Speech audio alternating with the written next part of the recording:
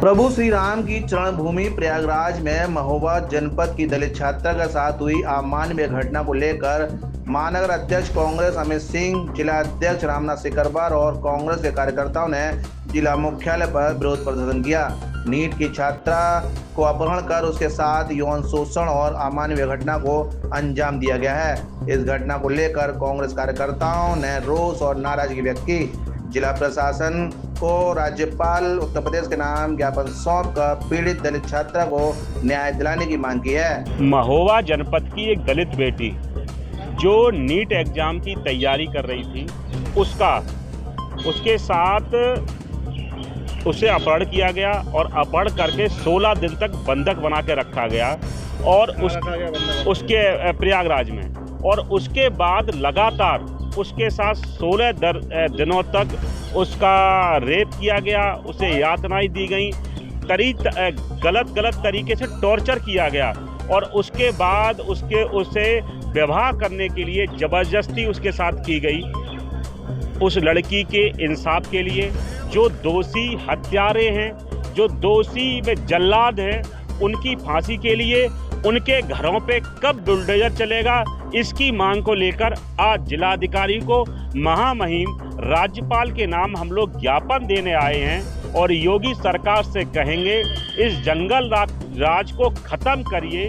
आपके राज्य में बहन बेटियां सुरक्षित नहीं हैं, कहीं निकल नहीं पा रही हैं, चारों तरफ जंगल राज है और छात्रों के साथ जो लगातार हो रहा है नीट का एग्जाम, तो आपके सरकार के लोग ही, आपके पार्टी के लोग पेपर आउट कर रहे हैं। इन सब चीज़ों में काबू करने का प्रयास करिए।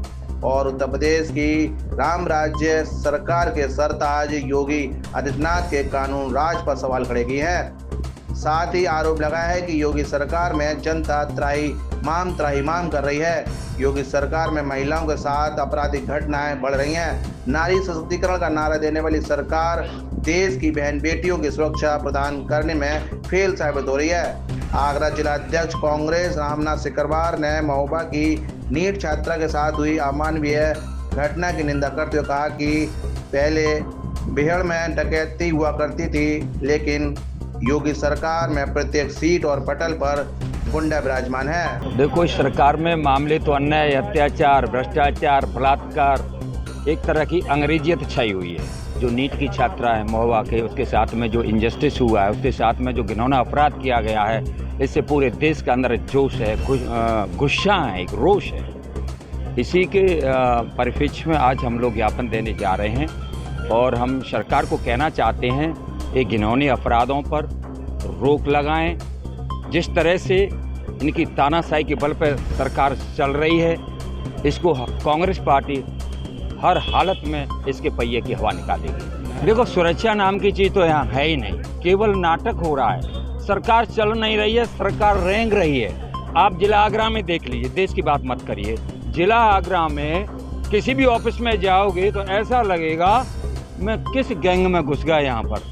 बगैर जेब गर्म किए हो तो काम होता ही नहीं है। पहले भी रिश्वत चलती थी, लेकिन अब डकैती होती है, खुलेआम डकैती होती है। पहले डकैत चंबल में होते थे, जिनके साथ में इंजस्टिस होता था तो वो चंबल में जाते थे।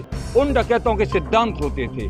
उन डकैत चोरों को तो इन्होंने लगभग खत्म कर दिया, लेकिन जो रजिस्टर्ड डकैत ऑफिसों में बैठे हुए हैं, ये ज़्यादा खतरनाक है। अब लड़ाई इन डकैतों से लड़ना है, क्योंकि इसमें अधिकारीगण और नेतागण दोनों का एक नेक्सस है। इस नेक्सस को तोड़ना आसान नहीं है और इन्होंने आपस में समझौता कर लिया है कि जालंग को मैं लूट रहा हूँ, बालंग को तुम लूटो, तू मेरी मत कहो और मैं ते ही नहीं कहूँगा। ये गठजोड़ इस देश में चल रहा है, बॉटम टू टॉप। प्रत्येक नागरिक आज परेशान है, गुस्सा में है।